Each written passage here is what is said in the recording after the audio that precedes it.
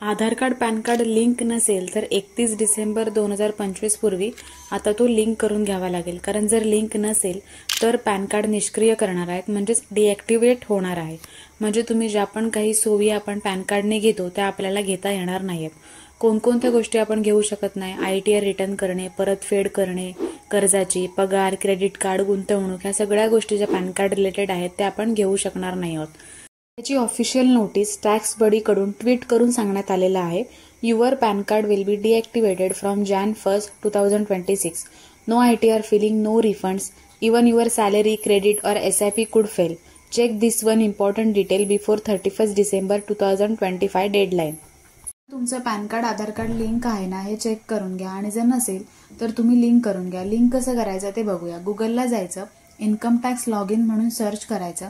या ठिकाणी जी साईट आहे दुसरी दाखवलेली त्याच्यावरती क्लिक करायचं. क्लिक केल्यानंतर या ठिकाणी तुम्हाला असे जे 3 रेषा दिसतील कोपऱ्यामध्ये, त्या रेषा आहेत त्याच्यावरती क्लिक करायचं आणि या ठिकाणी होम म्हणून लिहिलेलं आहे त्या होमवरती क्लिक करायचं.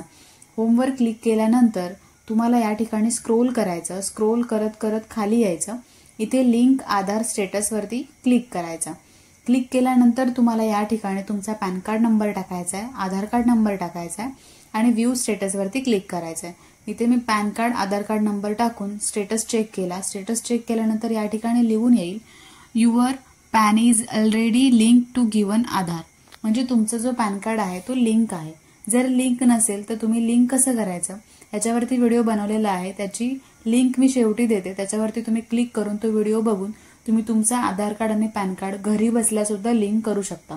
ज्यांच्यासाठी हा व्हिडिओ महत्त्वाचा आहे त्यांच्यासोबत शेअर करू शकता.